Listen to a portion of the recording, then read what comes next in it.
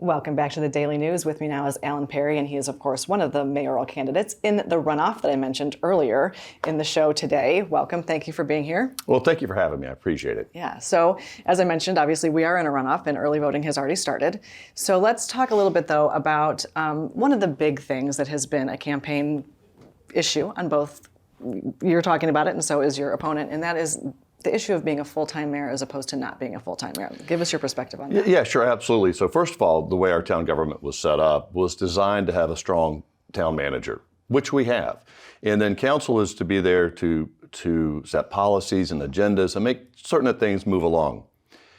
It's not really about being a full-time position. It's about quality of time that you put into it and make certain that you're leading in such a way that they're getting their job done as staff and the council is doing their job to set those policies correctly. Yes, there's a lot of things that go along with it, a lot of reading that happens at night, but my commitment to do the job as needed is there.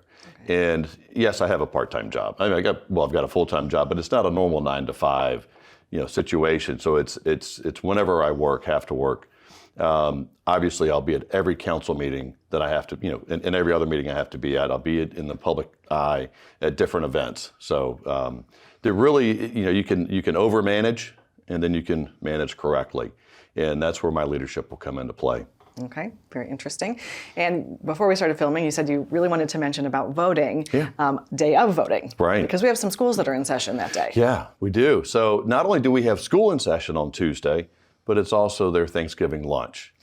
Okay. So it's a big day for the kids. Yeah, so creative arts is going to be very, very busy, and that's one of the polling places. And so is Hilton Head Presbyterian, right by the school as well. So we want to make certain that people get out and vote. The traffic situation at the school is always difficult when kids are in, but when you add the parents as well, right. It's going to be a very challenging, challenging time. So we're asking people to come out early and vote. So Wednesday, Thursday, Friday, and then of course Tuesday next week. If you go by and it is busy, have a little patience, but it really is about getting out and expressing your vote.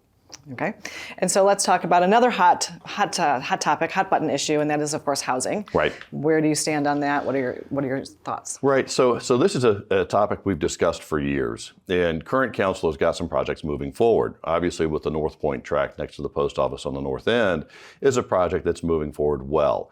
I'd love to see a shovel in the ground next year.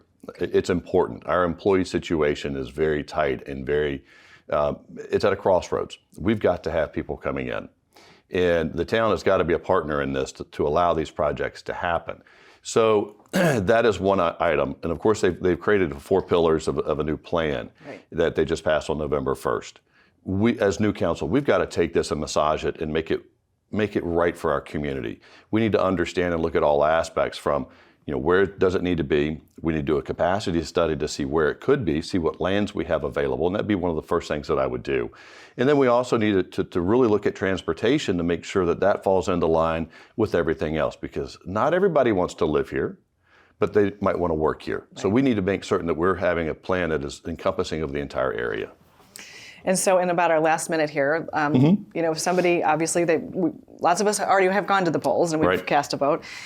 If somebody maybe cast a vote for your opponent, what would you say to them today to ask for their vote in the runoff? Sure. So first of all, I've been heavily involved with the community. I'm currently on the Planning Commission for the town, the LMO Committee for the town, the PPI Committee for the town of Hilton Head.